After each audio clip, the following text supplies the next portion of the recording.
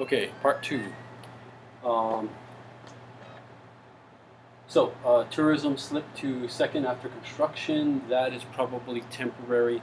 They are expecting that building boom to kind of end around 2019 with a slight slump in the economy around 2019, 2020. So tourism should catch back up. And this is only a small difference between first and second here. Um, but here's the big number, 2016 visitor arrivals, 8.8 million. And then I don't have as solid a source on this, but 2017, what I've been hearing is 9 million. So I remember not very long ago when it was 6 million and it was 6.9 million, and it seemed like uh, arrivals were going up by 1 million people per year every 2 or 3 years. So tourism is definitely at its height right now, and it's been strong for a very long time. Um, but people in the tourist industry are a little worried about that number going down.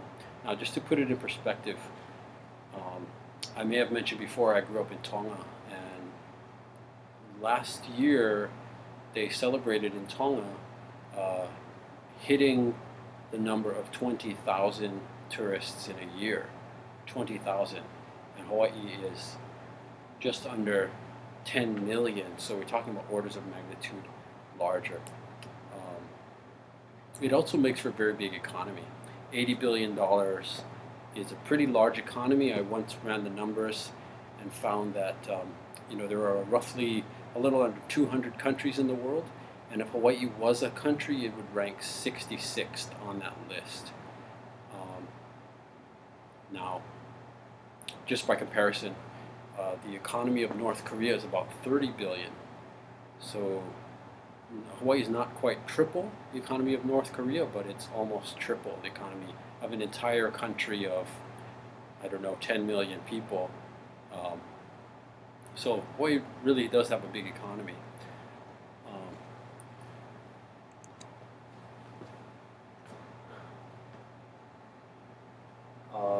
and it seems on pace to get to the 10 million mark. We know that by the first half of 2018, by June 30th or so, Hawaii had hit 5 million tourists. So it's conceivable that we'll see 10 million tourists in 2018. It should at least be 9.5 million. So it should be a record. But that seems great. It's a big economy. It's a lot of money flowing, but there's some downsides to this. And the person who really pointed out these downsides most clearly was the Hawaiian Studies professor, Haunenike Trask. Haunenike Trask wrote an article called Lovely Hula Hands, in which she makes the argument that tourism prostitutes Hawaiian culture. There was a quote in there where she says, "Why do you think it's always attractive Hawaiian women or attractive local women dancing at these shows?" There's this sort of selling sex aspect of the tourist industry. And there's many famous luau where this is happening. Um, Most famous being the Kodak Hula Show, but almost as famous as Jermaine's luau, and lately you've got Paradise Cove out in Kolomina.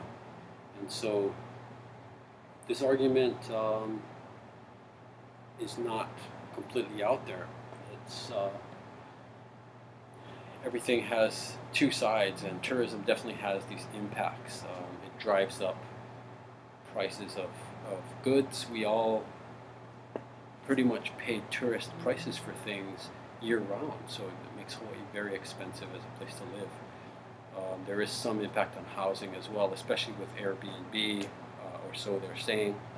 And so part of this derives from what I might call the old model of tourism, where if it's a capitalist model, the customer is always right, and the customer is the visitor in this case.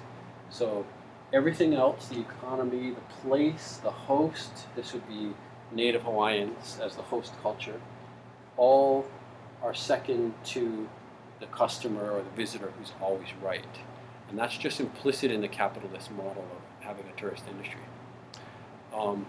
My uncle, who I may have mentioned before, in between the time when he was in the state House of Representatives and an OHA trustee, he was actually the director of Waikiki development. So some of the things you see at Waikiki now, the statues, the movies on the beach, brunch on the beach, kind of the fixing up of Waikiki, the making more Hawaiian of Waikiki was his, he was in charge of that. And he has a different model of tourism. Peter Uppo is his name. And his model of tourism looks like this, where everything else should be second, including the host, to the place, that the place should be at the center of the model of tourism. And so, looking forward, I talked to somebody who's pretty high up in DBED, and he said they've pretty much given up on the idea of trying to get more tourists because, as you saw in the chart, they don't tend to spend a whole lot. The average tourist spends $28 a day on just sort of miscellaneous products. That's not really very much. So he says they want a higher spending per visitor, so you get more out of each visitor, and also that these experiences should be more curated. So the way he described it was, instead of everybody taking a bus to the Polynesian Cultural Center, kind of this mass sort of Polynesian Disneyland experience. I'm not even criticizing that, I'm just saying that's what happens now. You would have, as you tour around the island, more small kind of kiosk-based or roadside stand-based tourist venues where it'd be more interactive, real people from those actual communities. Because right now you have people from outside who know how to do a certain thing, like say scuba tours or whatever it is. They come in from the outside and they're providing those services to tourists, not locals, so they have no knowledge of the place, they have no network, they have no background, they don't know anything about Hawaii, they don't know Hawaiian, have more integration between the tourist industry and the local community, because right now those two are pretty much completely separate. And part of that was a positive reason of keeping the tourists in Waikiki and not turning every part of every island into basically a hotel or a resort. So that was it's kind of positive because it keeps the rest of Hawaii kind of as a normal residential place. But DBED is thinking that separation needs to break down a little bit, and it might be the case that would facilitate this new model of having the place at the center, because the thinking is, there's so much airline access to beaches all around the world, and there's so many beaches that are in better condition than our beaches here. Beaches in Hawaii, on average, are losing 65% of the beaches are losing sand. So 35% are gaining sand, but more are losing. And on Maui, it's 90% of beaches losing sand. So that is coastal erosion. That is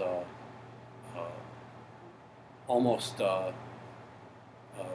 it's similar to sea level rise. It's partly caused by sea level rise, but the effects are the same as sea level rise, even if we're just talking erosion. So it's not all because of sea level rise. It's because of building too close to the shoreline. And so actually reducing the numbers, focusing on the place might be the direction tourism might go. We don't know if tourism will always be the main industry. Probably it won't be. We saw the sequence. Industries get replaced.